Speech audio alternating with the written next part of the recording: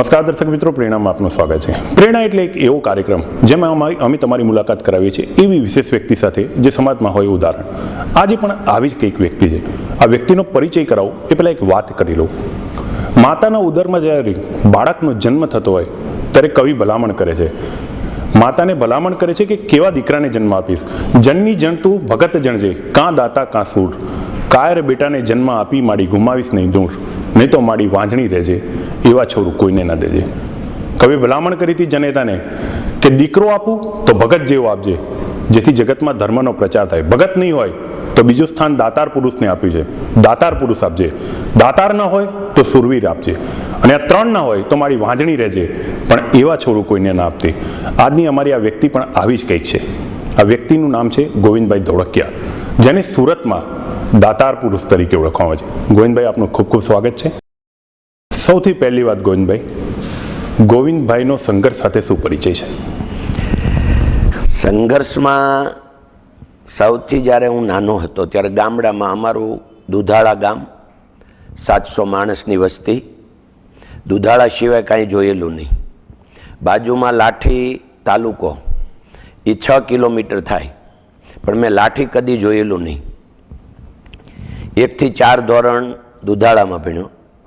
5, 6 અને 7 લાઠી ભણવા જવાનું થયું ત્યારે લાઠી જોયું. પણ એના પહેલાં એકવાર લાઠી જોયેલું એની આપણે વાત જોઈ જઈએ કે જ્યારે હું નાનો હતો અને હજી સ્કૂલે ભણવા બેસવાની તૈયારી હતી, 6-1 વર્ષનો હોઈશ, તો ગાડું લઈને ગામમાંથી દરરોજ સવારે ઘેરથી વાડીએ જવાનું હોય. એટલે અમે ગાડું લઈને વાડીએ જતા હતા. આખું ગોબરનું ભરેલું હતું. એટલે મારા ભાઈએ, મોટા ભાઈએ મને બેસાડ્યો, પણ એવો હુંડલો, ટોપલો જે આવે કે આ ટોપલામાં બેસે એટલે બગડે નહીં છડ્ડી. એટલે ટોપલોમાં હું બેઠો. હવે ટોપલાને આમ ટેકો દેવાઈ ગયો એટલે ટોપલો નીચે પડી ગયો, હું નીચે પડી ગયો ટોપલાની સાથે. તો ત્યારે જે વ્હીલ હોય એ 2-2.5 ઇંચ સ્ટીલના વ્હીલ હોય. તો એ લોખંડના વ્હીલની નીચે મારી આ આંગળી આવી ગઈ. જે આંગળી ટેણી છે ત્યારે ફૂટપટ્ટી જેવી પટ્ટી બની ગઈ આંગળીની, કારણ કે લોખંડનું ઉપરથી ચાલ્યું. એ સવારે 6 વાગ્યાની વાત. તો હું એ વાડીએ જ્યારે જતા તો એ તો વાડીએ ગાડું લઈને પહોંચી ગયા અને હું રડવા મળું. એટલે મને એમ કહે કે તું ભગવાનના નામ લે, ભક્તું, એટલે ભગવાન તને મટાડી દેશે. અને મગના પાંદડા લઈ અને મગના પાંદડાનો પાટો બાંધી દીધો, ભીના કપડાનો કહેવાય. અને એ બધા તો ખેતરમાં કામે જતા રહ્યા. મને વાડીમાં એક લીમડાનો ત્યાં દોરડું લઈને લીમડે બાંધ્યો ને એક બાજુ પીપર, ખાટલો વચ્ચે બાંધી દીધો અને ખાટલામાં મને સુવારી દીધો. અને એ લોકો કામે વહી ગયા. અમે જ્યારે સાંજે ઘરે આવ્યા, રાત્રે મારા ફાધર બહાર ગામ ગયા હતા. ઘરે આવીને એને બધી વાત કરી તો મારા ફાધરે કીધું આ તો બહુ વાગ્યું છોકરાના, અને દવાખાને સવારે લઈ જવો પડશે. મને સવારે દવાખાને લઈ ગયા. લાઠી મારા ફાધર બસમાં બેહારીને, જિંદગીમાં પહેલી વાર બસમાં બેઠો. એટલે બસમાં બેસીને લાઠી ગયા. લાઠીએ ડૉક્ટર તો ત્યારે એવા જ હોય, કાંઈ એક્સરે એવું હતું નહીં. એટલે ડૉક્ટરે શું કર્યું કે આ પાટો છોડીને સાફ કરીને બીજો લાલ દવા લગાવીને પાછો પાટો બાંધી દીધો. અને મારા ફાધરે પાશેર પેંડા લઈ આપ્યા. એટલે 4 પેંડા આવે પાશેર, એટલે 100 ગ્રામ પેંડા. મને એટલો બધો આનંદ થયો કે સારું કર્યું મારી આંગળી પેછાઈ ગઈ કે મને બસમાં બેહવાનું મળ્યું, મને લાઠી જોવાની મળી અને મને પાશેર પેંડા મળ્યા. એ કાર્ય 3 એચિવમેન્ટ મળ્યા મને. એટલે એ જ્યારે કહો છો કે શું પ્રોબ્લેમ, તો આ લાઈફ હતી. પણ અત્યારે અમારી કંપનીનું એક સેન્ટેન્સ છે, પ્રોબ્લેમ ઇઝ પ્રોગ્રેસ. કારણ કે માણસને પ્રોબ્લેમ ન આવે એ વિચારે જ નહીં. એટલે કમ્ફર્ટ બોક્સમાંથી બહાર નીકળવું પડે. જેણે પણ પ્રગતિ કરવી હોય એણે કમ્ફર્ટ બોક્સમાંથી બહાર નીકળવાનું. કે કમ્ફર્ટ હોય તમે વિચારો શું કામ, એટલે વિચારે નહીં એટલે પ્રગતિ થાય નહીં, કારણ કે વિચાર પ્રમાણે કર્મ થાય. એટલે આ લાઈફ નાનપણની 3 ધોરણ ત્યાં ભણ્યો. 7મા ધોરણની હતી, એક્ઝામ આપી નહોતી. મારા મોટા ભાઈ સુરત આવેલા મારાથી 6 મહિના પહેલાં. તો મને કે ચાલ તુંય સુરત. તો હવે હું તો સુરત 13 વર્ષ થયા હતા, 14મું વર્ષ ચાલતું હતું તે મારા ભાઈ સાથે સુરત આવ્યો. એટલે અભ્યાસ બોલાવ્યા હતા આપને સુરતે બોલાવવામાં આવ્યા હતા? હા, નહીં, મને બોલાવ્યો હીરા ઘસવા જ, કારણ કે ત્યારે હીરા ઘસવાની શરૂઆત થઈ હતી અહીંયા. તો વાયા વિરમગામ, અમે લોકો વાયા વિરમગામ, ત્યારે ત્યાંથી વાયા વિરમગામ થઈને એક જ ટ્રેન આવતી. ટ્રેનમાં આવ્યા, બપોરે 1:30 વાગે અહીંયા ઉતર્યા અને ઘરે આવીને મારા ભાઈ ઘરે હતો એ તો સામાન એની રીતે ખડકતા હશે. અમે મારા એક મિત્ર અહીંયા પહેલાં આવેલા મારી સાથે જ ભણતો એ ભાઈ, તો મને કે ચાલે આપણે ફરવા જઈએ, તું આજ આવ્યો છો, તો મને ફરવા લઈ ગયા. હવે ભાગળ પર લઈ ગયા તો મેં પહેલી વાર જિંદગીમાં રિક્ષા જોઈ અને રિક્ષાને 3 પૈડા ઉપર આ ચાલે એ મને બહુ નવાઈ લાગી. એટલે અમે ત્યાં હું ઊભો જ રહ્યો, કલાક 2 કલાક ઊભો રહ્યો, કાકડી એકાદી ઊંધી પડી જશે, કારણ કે 3 વ્હીલ ઉપર કેવી રીતે ચાલે એટલી ખબર ન પડતી. એટલે હું કે કોઈ એક ઊંધી પડી જાય પછી હું ઘરે જાઉં, પણ 2 કલાક રાહ જોઈ, એકે ઊંધી પડી નહીં. આટલા ત્યારના વિચારો. હું જ્યારે સુરતમાં આવ્યો ત્યારે મૂળ 200 જ કારીગર હતા. શરૂઆત સુરતમાં આવ્યા તો શરૂઆત કેવી રીતે કરી હતી? સુરતમાં આવ્યા એટલે એ ટાઈમે મારા મોટા ભાઈ તો અહીંયા હતા, એ જે કારખાને બેસતા હતા, અમારા ગામના ભાઈ અહીંયા પહેલાં હતા તાણિયામાં, તાર ખેંચવાનું આવે, એ લોકોએ હીરાનું કામ ચાલુ કરેલું. એટલે એમને ત્યાં 8 જણા ઓલરેડી કામ કરતા હતા. ત્યાં મને ટ્રેનિંગમાં બેસાડ્યો અને ત્યાં મેં ટ્રેનિંગ ચાલુ કરી. ત્યારે હીરા ઘસવાની ટ્રેનિંગ 6 મહિના લેવાની, બધું કામ શીખાવ પાસે જ કરાવે, આપણે શીખાવ કહેવાય. એટલે અને 6 મહિને પૂરું થાય. એ 6 મહિને ટ્રેનિંગ પૂરી થઈ એટલે પછી એક જગ્યાએ મને કામે બેસાડ્યો હોય મોટી શેરીમાં ગલે મંદિર. તો એ પહેલું કામ 103 રૂપિયાનું થયું. અને એ જે 103 રૂપિયાનો જે આનંદ હતો, કારણ કે એ જિંદગીની પહેલી કમાણી હતી અને કમાણી ત્યારે બહુ લાગતી હતી, કારણ કે અમારા ગામમાં ખેત મજૂર બારાનામાં મળે રોજના. એટલે આપણને એ 103 રૂપિયા ખૂબ મોટા લાગતા હતા કે 4 જણા કમાય એટલો હું એકલો કમાઈ ગયો એવું ફિલિંગ હતું. જોકે ત્યારે સોનાનો ભાવ પણ 10 ગ્રામનો તોલું આવતું, તોલાનો 165 રૂપિયા હતો. એટલે ત્યારે બહુ કિંમત હતી આ 103 રૂપિયાની. પણ ધીરે કરતા આગળ વધતા વધતા 6 વર્ષ હીરામાં કામ કર્યું. મેં નોકરી કરી 6 વર્ષ અને 14 કલાકની નોકરી, સવારે 6 થી 8. ત્યારે બધા જ કરતા, હું એકલો નહીં, જેટલા હતા એ બધા આ રિવાજ જ હતો. હવે એમ થાય કે આટલી નાની ઉંમરે અહીંયા બહુ તકલીફ નહીં પડી હોય, બિલકુલ નહીં, બહુ મજા આવતી હતી. કેમ કે મેં ખેતી કામ 13 વર્ષની ઉંમર સુધીમાં મને બધું જ ખેતી કામ આવડતું હતું. હવે 42-43 ડિગ્રીમાં કામ કરવાનું, ઓપન ટુ સ્કાયમાં, ખેતરમાં. ચોમાસું હોય તો વરસાદમાં કામ કરવાનું, શિયાળો હોય તો 10-12 ડિગ્રીમાં કામ કરવાનું. આ તો ત્યાં રેગ્યુલર હતું. એટલે અહીંયા તો ઉપર છત મળી એટલે એટલો આનંદ આવતો હતો 14 કલાક કામમાં. જરા પણ કોઈ ટાયર્ડ નહોતું થતું. બધા કે ને હવે તો આઈ એમ ટાયર્ડ, એવું કાંઈ હતું જ નહીં. તે બહુ મજા આવતી, સાંજે પણ રિલેક્સ રહેતા. એક મજાનો પ્રશ્ન યાદ આવે છે, પૂછવાની ઈચ્છા થઈ છે. રત્ન કલાકાર તરીકે જ્યારે આજીવિકા મેળવતા હતા ત્યારે ક્યારેય કલ્પના કરી હતી કે આટલા મોટા એમ્પાયરના માલિક બની? કારણ કે આટલું મોટું એમ્પાયર, પહેલાં તો આ વિઝન જ નહોતું કે આવું કાંઈ હોય દુનિયામાં. આ સુરત જોયું ત્યારે એમ લાગ્યું કે પહેલાં લાઠી જોયું ત્યારે લાઠી જેવું કાંઈ કોઈ મોટું હોય જ નહીં એવું લાગતું હતું કે મોટું બહુ શહેર છે. સુરત જોયું તો ઓહો હો, આનીથી તો દુનિયા કોઈ મોટી હોય જ નહીં. એટલે ત્યારે એવો કોઈ ગોલ નહોતો, કોઈ વિચાર નહોતા. આ તો ઓચિંતા હળું હળું કરતા પીરસાઈ ગયું. હવે કેમ કરતા પીરસાણું અને ભગવાનની દયાથી આ બધા લાભ કેમ મળ્યા અને આ ગોવિંદામાંથી ગોવિંદ કેવી રીતે બની ગયો, ડિપેન્ડ ઓફ ધ પૂજ્ય ડોંગરેજી મહારાજ.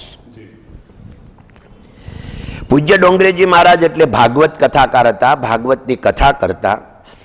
એની પહેલા ભાગવતની કથામાં 100-200 માણસો બેસતા. ડોંગરેજી મહારાજે પહેલી જ એવી રીતે આખો ભાગવતનો પ્રચાર કર્યો કે એ ટાઈમે એની સભામાં 30-40 હજાર માણસો થતા. આ 1968ની હું આપને વાત કરું છું કે પહેલી વાર હું જ્યારે કામે બેસતો હતો લાલજીભાઈને કારખાને, અને રૂવાળ અને ટેકરે અહીંયા કથા બેઠી, રવિવારને દિવસે શરૂ થઈ. તો હું કથા સાંભળવા ગયો, પહેલો દિવસ હતો, રજા હતી. મને એટલી બધી મજા આવી, કાંઈ ખબર નહીં. આજે એ ફિલિંગ મારું ફિલિંગ હું જ સમજી શકું. કારણ કે પૂજ્ય ડોંગરેજી મહારાજ એમ કહેતા કે રામનું રૂપ કેવું, તો આંખે જોયું છે એટલે એની પાસે ભાષા નથી, તમને વર્ણવી ન શકે. અને જીભ બોલી શકે પણ જીભની પાસે દ્રષ્ટિ નથી, એટલે એ રૂપનું અસલ વર્ણન કરી શકે એમ નહીં.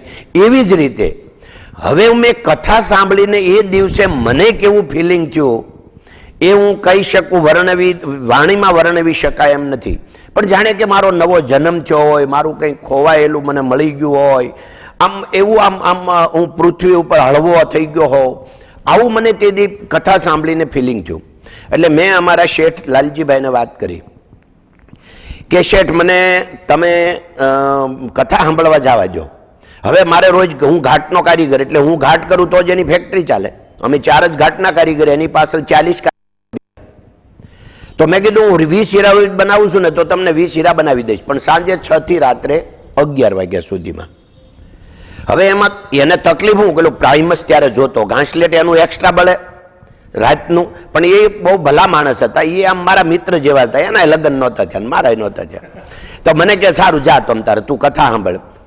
એટલે મને કથા સાંભળવા દીધો, અને એ કથામાંથી મારી આખી લાઈફસ્ટાઈલ, વિચારો આખું ચેન્જ થઈ ગયું. કારણ કે પૂજ્ય ડોંગરેજી મહારાજે જે પહેલું કીધું કે તમને માન આપવું ગમે છે તો તમે બીજાને માન આપતા શીખો, તો તમને માન મળશે. પછી એને એક એક્ઝામ્પલ આપ્યો કે તમે હિમાલયમાં જાઓ, ત્યાં બધી બહુ પહાડિયા હોય, ત્યાં જઈને મોટેથી બોલો કે ભગવાન તારું ભલું કરશે, એટલે ત્યાંથી અવાજ આવશે 7-8 વખત, ભગવાન તારું ભલું કરશે, ભગવાન તારું ભલું કરશે, ભગવાન તારું ભલું કરશે.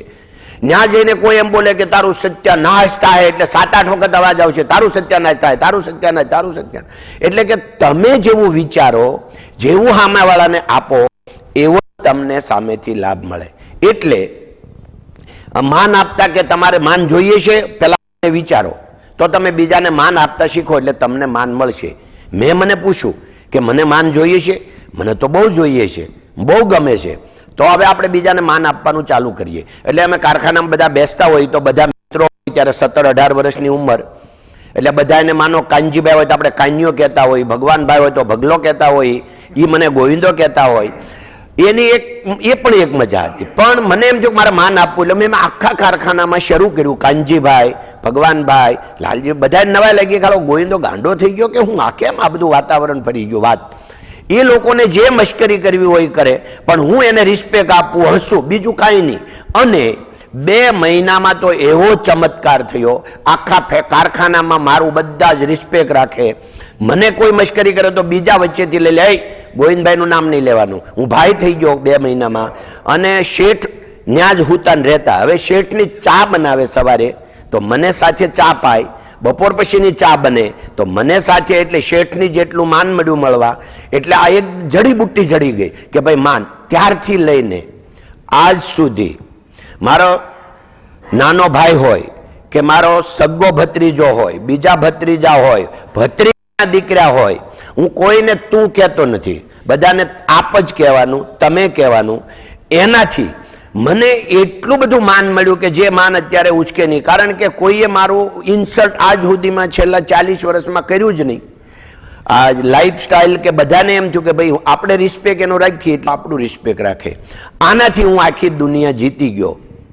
જે કાંઈ થયું એ પરિણામ આનું મળ્યું. કારણ હું જેને મળું એ મારો થઈ જાય, એટલે એ મારું સારું જ વિચારે કે ગોવિંદભાઈનું સારું થવું જોઈએ, ગોવિંદભાઈનું કેમ સારું થાય. એટલે હવે મારા વિચારો પણ એ વાત. પૂજ્ય ડોંગરેજી મહારાજનું બીજું છે કે તમને અગર કોઈ પણ કાર્ય કરો તો તમે ભગવાનનો ભાગ રાખો, ભગવાનને સાથે રાખીને કામ કરો, એટલે ભગવાન તમારું કામ ઉપાડી દેશે. તમારે કોઈ ચિંતા નહીં, બધું એને સોંપી દો. અને એક એક્ઝામ્પલ આપતા કે આ દુનિયામાં આપણે આવ્યા છીએ તો એક ડ્રામા છે. આ દુનિયા એટલે ડ્રામા છે, નાટકનો ખેલ છે. હવે નાટકના ખેલમાં તમને જે રોલ આપે એવો તમારે ભજવવો જોઈએ, તમે ગમે એવા હો. પણ નાટકમાં તમને રાજા બનાવે, તમારે રાજા બનાવવાનું, સેવક બનાવે તો સેવક. ત્યાં તમારે સ્ટેજ ઉપર એ રીતે રહેવું પડે. તો આ પણ એક આખું જગત છે, એક ભગવાનનો ડ્રામા છે, નાટકનો ખેલ છે. તો તમને ભાઈ કારીગર બનાવ્યા તો તમારે કારીગરનો બરાબર ડ્રામા ભજવવાનો, પિતા બનાવ્યા પિતાનો ડ્રામા ભજવવાનો, દીકરો બનાવ્યા દીકરાનો ડ્રામા ભજવવાનો, શેઠ બનાવ્યા શેઠનો ડ્રામા ભજવવાનો. એટલે આ થિંકિંગ ડોંગરેજી મહારાજનું કે ભાઈ આ હું માલિક છું આખું SRK એમ્પાયરનો, આખી કંપનીનો, પણ હું તો એક નાટકમાં ભગવાને મને મૂક્યો છે તો મારે આ ડ્રામા બરાબર ભજો, બરાબર મારે શેઠ બનવાનું છે, બીજી કાંઈ વાત નહીં. કાલે એવું નથી, ભગવાનની યોજના હોય તો ભાઈ આનો બરાબર નથી ડ્રામા ભજવતો તો બીજાને હોત નહીં તો રોકી દે. એ તો ચેન્જેબલ છે. કહેવાનો મતલબ કે ગોવિંદભાઈ દુનિયા એક રંગમંચ છે. દર્શક મિત્રો, વાતચીતનો દોર ખૂબ મહત્વના તબક્કામાં જતો રહ્યો છે, પણ સમય થયો છે એક નાનકડા વિરામનો. વિરામ બાદ તરત જ આવીશું ને ગોવિંદભાઈની પ્રેરણાદાયક વાતો સાંભળીશું. ક્યાંય જતા